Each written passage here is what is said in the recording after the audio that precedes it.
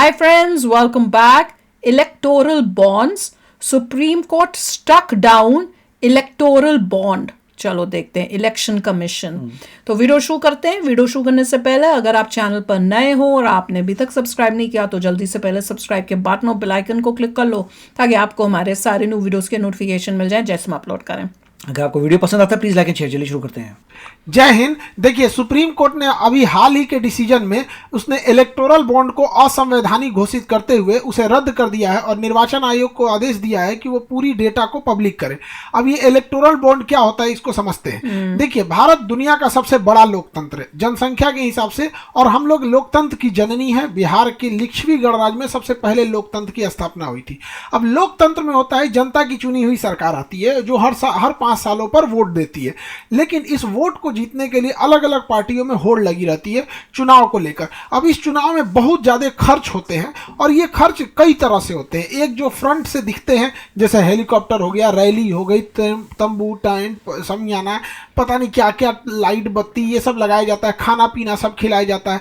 कुछ ऐसे भी खर्च होते हैं जैसे डिजिटल खर्च होते हैं, अखबार में ऐड देना, बड़े बड़े होर्डिंग्स लगाना, पर्चियाँ बांटना, मोबाइल पे मैसेजेज करना, गाड़ियों वगैरह से अनाउंसमेंट करना। इसके अलावे अंडर द टेबल भी बहुत लोग पैसे खिलाते हैं। कभी कहीं मुर्गा चावल चलता है, कहीं कुछ शराब और पी के लोग मतलब पैसा शराब बांट के भी लोग वोट मांग लेते हैं। खर्च होते हैं यहाँ पे। तो ये तो इलीगल खर्च है, लेकिन इन खर्चों को जो सरकार दिखाती है कि हमने ये खर्च किए, इस खर्चे के लिए राजनीतिक पार्टी कोई बिजनेस तो करती नहीं, कोई ड्यूटी तो करती नहीं है। तो उन्हें क्या होता है, फंड की जरूरत होता है, चुनाव की जरूरत होती है। तो राजनीतिक पार्टियों को चंदा दिया जाता है। यह चंदा हर देशों में चलता है जब तक कि ये एक रूल रेगुलेशन के अंडर में रहे तब तक ही चलता है। कोई आदमी है जिसे लगता है उसकी विचारधारा की पार्टी है, उसे पैसा दे देता है। किसी के पास ज्यादा है, किसी के पास अपने हिसाब से फंड देते हैं और इसी फंड के हिसाब से वो अपने डेली के खर्च को निभाते करते हैं। जैसे देखते हैं किसी एक पार्टी वाला हेलीकॉप्टर से जाता होगा तो पार्टी फंड से ही सारे पैसे जाते होंगे। कोई चार्टर्ड प्लेन से जा रहा है, ये सारे पैसे पार्टी फंड से जाते हैं। तो पार्टी के पास फंड ज्यादा रहता है। अब इसमें क्या होता था कि फंड में एक समस्या ये होती थी कि अगर कोई किसी को फंड देता था तो उसमें ब्लैक मनी बहुत ज़्यादा होता था। जैसे किसी के पास टैक्स का पैसा है, टैक्स नहीं दिया है, अब वो कैश ले जाके कहीं पे पार्टी में दे देता था। तो उसमें क्या होता था कि वो कैश का बहुत ट्रांजैक्शन ज़्यादा होने लगा। तो इसी को देखते हुए 2018 में इलेक्टोरल बॉन्ड लाया गया। इस इलेक्टोरल बॉन्ड के माध्यम से एसबीआई इलेक्टोरल बॉन्ड को जारी करती है। कोई भी व्यक्ति एसबीआई के कुछ फिक्स शाखाओं में जाके, ब्रांचेज में जाके इलेक्टोरल बॉन्ड खरीद सकता है। ये जो रसीद दिख रही है यही इलेक्टोरल बॉन्ड है। इस इलेक्टोरल बॉन्ड पे कुछ भी नहीं लिखा रहेगा कि कौन खरीदा है, किस पार्टी को देगा। जिसके पास ये आ गया, ये चलता फिरता डिमांड ड्राफ्ट की तरह है। यहाँ पर जैसे मोबाइल का रिचार्ज होता है ना, कुछ लिया जिसके पास वो नंबर है, रिचार्ज करके निकल जाएगा। उसी तरह से ये भी था, एक तरह का कूपन था। जो खरीद लेगा इसको और राजनीतिक पार्टी को दे दीजिएगा, वो इसको कैश करा लेगा। किसके अकाउंट से आया, किसको गया, किसी को नहीं पता, बट एसबीआई को पता रहता था। यही था इलेक्टोरल बॉन्ड सिस्टम। इसमें इलेक्टोरल बॉन्ड जो थे, इसके यही हो गया आपका इलेक्टोरल बॉन्ड, यही एसबीआई ही जारी कर सकती थी। यह साल में हर 3 महीने पे जारी किया जाता था। 1 से 10 जनवरी के बीच में, 1 से 10 अप्रैल के बीच में, 1 से 10 जुलाई के बीच में, 1 से 10 अक्टूबर के बीच में। साल में हर 3-4 महीने पे 10-10 दिन के लिए इलेक्टोरल बॉन्ड के लिए खुलते थे। कुछ मैक्सिमम होता है कि कितना मर्जी भी कर लो। कितने का इलेक्टोरल बॉन्ड ले सकते थे? 1000 का ले सकते थे, 10,000 का, 1 लाख का, 1 करोड़ का। अब जैसे किसी को 5 करोड़ का देना है तो 5 को बॉन्ड ले लेगा 1 करोड़ वाला। तो इस हिसाब से बॉन्ड ले सकता था। देखिए, 15 दिन के अंदर यह बॉन्ड जब खरीदता था तो उसके 15 दिन के अंदर, डेट जो रहता था उसका 15 दिन के अंदर वो राजनीतिक पार्टी को दे देना होता था और राजनीतिक पार्टी अपनी अकाउंट में इसको कैश करा लेती थी। अगर 15 दिन क्रॉस हो गया तो ये पीएम केयर फंड में चल जाएगा। ना पीएम केयर फंड का किसी को पता है कि कहाँ पैसा जाता है, कहाँ नहीं, सरकार किधर खर्च करती है। हालांकि सरकार अपने ऑडिट से बाहर रखी हुई पीएम केयर फंड को, और इस राजनीतिक पार्टी को भी नहीं पता चलता था। तो जैसे ये रूल आया तो इसमें एक चीज़ तो अच्छा था कि इसमें कोई भी व्यक्ति जो इलेक्टोरल बॉन्ड खरीदेगा उसे अपना आधार, पैन यानी केवाईसी, चोरी कम हो गई ना बॉन्ड से। केवल एसबीआई को पता रहेगा कि किस आदमी ने ये लिया है। कहाँ से आप पैसा पता तो कर सकते हैं, 5 करोड़ कहाँ से आ गया खरीद लेता है तो इलेक्टोरल बॉन्ड से दे देता है। इससे एक फायदा था कि कोई व्यक्ति किसे चंदा दिया ये पता ही नहीं चलता था, बस उसे इलेक्टोरल बॉन्ड से दिखता था। लेकिन इसमें कुछ गड़बड़ी धीरे धीरे आने लगी। कई सारे इसके नियम कानून थे इलेक्टोरल बॉन्ड का। जब ये 2018 में आया तो 2022 तक, क्योंकि 2023 का आंकड़ा अभी सरकार ने दिया नहीं है इलेक्टोरल बॉन्ड का, तो जब से स्टार्ट हुआ यानी 2017-18 के फाइनेंशियल ईयर से 9 करोड़ और हो गए। 2021 2023 का डेटा अभी सरकार नहीं दी है। इस दौरान लगभग 9,000 करोड़ का चंदा आया है। ये इंडियन एक्सप्रेस के हिसाब से ये उसका डेटा है, इंडियन एक्सप्रेस का। तो 9,000 करोड़ का जो टोटल फंडिंग आई इलेक्टोरल बॉन्ड से, जिसमें सबसे ज्यादा फंडिंग बीजेपी की आई, अकेले लगभग आई है 5,000 अब तो। करोड़। पहले सेकंड कांग्रेस नंबर की पे आती कांग्रेस थी। थी, उसको लगभग 1,000 करोड़ के बोरोरी आसपास, होगी। 952 के आसपास आई। तृणमूल कांग्रेस आई 700-750 करोड़ के आसपास। तो ये 3 सबसे बड़ी पार्टियां थी। हालांकि अगर आप देखेंगे तो किसी भी समय में रूलिंग गवर्नमेंट को सबसे ज्यादा चंदा मिलता है। एक समय था 2004 से 2014 के बीच में सबसे ज्यादा चंदा कांग्रेस को मिला तो था। मैं कह रही हूँ। तो कहीं पे भी ये होता है, ये रूल रेगुलेशन, मतलब एक तरह का समझिए ट्रेंड है कि कहीं पे भी फंडिंग जो होती है वो रूलिंग गवर्नमेंट को मिलती है। जैसे अभी के टाइम पे रूलिंग गवर्नमेंट में बीजेपी, इसको चंदा ज्यादा मिला है। एक कांग्रेस समय को अगर बहुत कोई और मिलता पार्टी था, उनका तो ruling में काला आई तो टाइम उसे का, काला मिलेगा। धन भरा लेकिन था। ये इतना पैसा, इनके पास 5,000 करोड़, 950 करोड़, 750 करोड़, 650 करोड़, तो इतने पैसे किसने दिया ये कोई नहीं जान सकता था। और इन पार्टियों ने SBI भी को पता संशोधन का था। कोई विरोध नहीं SBI किया को क्योंकि पता है। सबको मिल रहा था। लेकिन उर्जित आर पटेल जो आरबीआई के गवर्नर थे, उन्होंने कहा था कि इससे ये एक तरह का समझ जाइए कि इससे ना मनी लॉन्ड्रिंग की समस्या उत्पन्न हो जाएगी। तो ये आरबीआई का कथन US में था, पता होता रिजर्व है बैंक ऑफ किसने इंडिया कितना का। दिया। यहाँ पे एडीआर एक संगठन है, एसोसिएशन फॉर डेमोक्रेटिक रिफॉर्म। ये चुनाव में किस तरह से पारदर्शिता ला जाए उस पर ये काम करती है। उसने एक केस कर दिया सुप्रीम कोर्ट में कि इसकी गहन जांच हो जाए। वहीं निर्वाचन आयोग का भी कहना था कि इससे पारदर्शिता की कमी हो रही है, जनता को पता ही नहीं चल रहा है कि कौन किस दे रहा है। कंपनी ने किसे पैसा दिया। कई बार आरोप लगता है सरकार के ऊपर, हर सरकारों के ऊपर लगता है कि वो किसी एक कंपनी को प्रॉफिट दे रही है। तो कहीं ऐसा तो नहीं है कि उस कंपनी ने ज्यादा चंदा दिया है, 10 रुपया चंदा देके 10,000 का काम करा ले, क्योंकि सरकार अपने जेब से तो कोई काम करती नहीं हो, तो देश का पैसा होता है यहाँ पर। तो इसी के लिए सुप्रीम कोर्ट में एक लंबी बहस चली थी। और सुप्रीम कोर्ट में एडीआर यहाँ पे प्रशांत भूषण और कपिल सिब्बल, ये सुप्रीम कोर्ट के बहुत सीनियर जज हैं। अमूमन देखेंगे कि गवर्नमेंट के जो भी केसेस वगैरह होते हैं वहाँ पे काफ़ी मतलब संवैधानिक, मतलब जो कोर्ट में है काफ़ी गवर्नमेंट के क्रिटिक भी रहे हैं ये लोग। तो एक लंबा केस चला यहाँ पर सुप्रीम कोर्ट में, और सुप्रीम कोर्ट के सामने दलीलें रखी गई कि आखिर इस इलेक्टोरल बॉन्ड से क्या क्या लॉसेज होते रहे थे। तो देखिए, इसमें कुछ खामियां थी जिसे सुप्रीम कोर्ट ने समझा।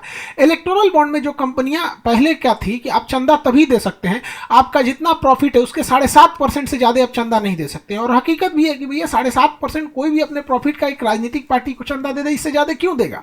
लेकिन इसमें कह दिया गया नहीं, आपको जितना मन है वो दे देना है। तो एक ये गड़बड़ थी कि भैया इतना काहे चंदा देंगे आप। दूसरा कि रेवेन्यू मतलब होता है कि टोटल आपने कितना सेल कर दिया, वो आपका प्रॉफिट नहीं होता है। रेवेन्यू जैसे कोई सब्जी वाला 100 रुपया बेचा तो 100 रुपया उसका रेवेन्यू है, 100 रुपया उसका प्रॉफिट नहीं है। तो पहले ये था कि रेवेन्यू का 10% ही आप चंदा दे सकते थे। इसमें कह दिया गया नहीं, जितना मन दे दीजिए यहाँ पे। तो यहाँ तक तो समझ में आता है कि भैया हाँ प्रॉफिट में है, रेवेन्यू में है तो चंदा दे रहे हैं। हद तब हो गया जब इलेक्टोरल बॉन्ड के माध्यम से लॉस मेकिंग कंपनी भी चंदा देने लगी। अरे भैया तुम लॉस में हो, तुम क्यों चंदा दे रहे हो। तो बड़ा घचपच होने लगा यहाँ पर। तो गवर्नमेंट जब सुप्रीम कोर्ट के सामने ये बात रखी गई तो सुप्रीम कोर्ट ने इसमें बहुत सख्त टिप्पणी किया था यहाँ पर। इसके अलावा एक और चीज था कि पहले भारत में कोई भी विदेश से चंदा नहीं दे सकता था। अब आप कल्पना कीजिए कि चाइना के पास बहुत पैसा है, चाइना अगर किसी भारत के राजनीतिक पार्टी को करोड़ों रुपए दे दे चंदा के रूप में और उसके पसंद की यहाँ सरकार बन जाए, तो वो सरकार भारत की रहेगी लेकिन वो इशारा चाइना का रहेगा। हाँ। इसलिए भारत में ये बैन लगाया गया था कि कोई भी विदेश से चंदा नहीं ले सकता है। लेकिन इलेक्टोरल बॉन्ड में एक समस्या थी कि कोई भी विदेश की कंपनी, यहाँ मदर कंपनी है, वो अपनी एक छोटी सी कंपनी इंडिया में डाल देगी। इसे हम लोग सेल कंपनी या डॉटर कंपनी कह देंगे, सब्सिडरी कहिए या सेल कंपनी कहिए। अब ये चाइना से डायरेक्ट चंदा नहीं आ सकता, अब यहाँ से इस पार्टी में, इस कंपनी में चंदा आएगा और ये कंपनी फिर इंडिया में चंदा दे सकती है अलग अलग राजनीतिक पार्टियों को। ये तो बहुत चिंता का विषय है। इलेक्टोरल बॉन्ड के माध्यम से ये पॉसिबल था। तो ये सारी चीजें को सुप्रीम कोर्ट के समक्ष जब रखा गया तो सुप्रीम कोर्ट ने सरकार से पूछा।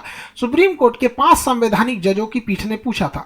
देखिए, सुप्रीम कोर्ट का रूल है, जब भी कोई संवैधानिक मामला जाएगा जिसमें संविधान में बनाए गए संसद द्वारा पारित किसी विधेयक को बदलना हो या कोई संविधान में चेंजिंग करना हो, तो उसे संवैधानिक पीठ कहते हैं। इसमें कम से कम 5 जज होने चाहिए, ज्यादा से से ज्यादा आप 34 जज को बैठा दीजिए, उससे बहस नहीं, लेकिन कम से कम 5 जज होना चाहिए।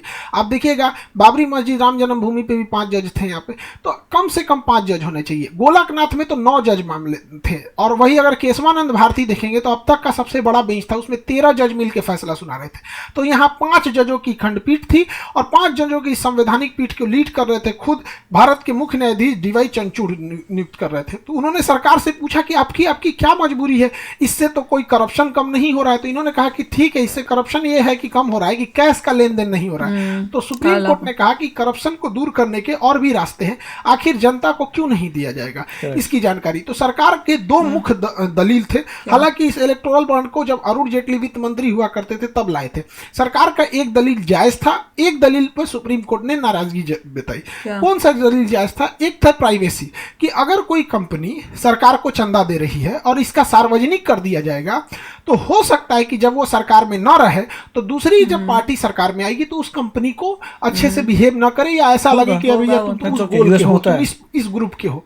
तो ये सरकार का दलील भी ठीक था कि आप चंदा दे रहे हैं, सार्वजनिक अगर हो जाता है तो थोड़ा दिक्कत है। लेकिन फिर लोकतंत्र का मतलब क्या होता है, पारदर्शिता का मतलब क्या होता है, उस हिसाब से तो हर कंपनियों को अपना सब कुछ लोड करना पड़ता है वेबसाइट पे कि कितना प्रॉफिट आया, कितना लॉस आया, क्या हुआ। तो वो भी कह सकते हैं कि तो हमारा भी तो दिक्कत होगा भैया, लोगों को लगेगा ये कंपनी डूबने वाली है, हम क्यों अपलोड करेंगे। तो होता है ना ये चीजों को। कोई कंपनी घाटे में गई, कैसे आपको पता चला? क्योंकि उसने नेट पे अपलोड किया एमसीए के साइट पे। तो सरकार का भी कहना था कि इसको लोड करना होगा यहाँ पर। दूसरा, सरकार ने जो दलील दी थी कि जनता की जो राइट टू इंफॉर्मेशन का अधिकार है, जानने का अधिकार है, वो सीमित है, हर मामला जनता क्यों जानेगी। तो सरकार ने कहा, सुप्रीम कोर्ट ने कहा कि यह कोई राष्ट्रीय सुरक्षा से जुड़ा मामला नहीं है कि जनता को नहीं बताना है, या कोई कॉपीराइट पेटेंट या कोई वैज्ञानिक उपलब्धि नहीं है कि जनता को ना बताएं क्योंकि ये पूरी तरह फैल जाएगा। ये तो जनता के द्वारा चुनी गई सरकार कहां से पैसे ला रही है उसकी जानकारी है।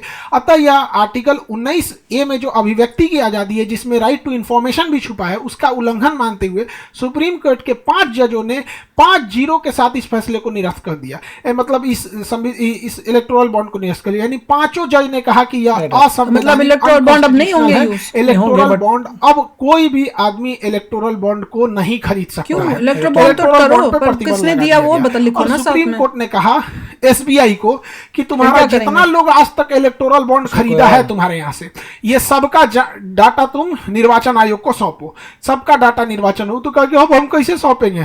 तो कहा गया देखो, हर इलेक्टोरल बॉन्ड पे कुछ सीरियल नंबर होता है। वो सीरियल नंबर जो इंसान खरीदने गया था वो अपना केवाईसी का मतलब होता है know your customer. KYC know your customer, अपने कस्टमर को पहचानो। तो पैन आधार तो आपस में लिंक होते हैं। उस हिसाब से आप बताइए, आपको 3 सप्ताह से 4 सप्ताह का समय दिया जाता है।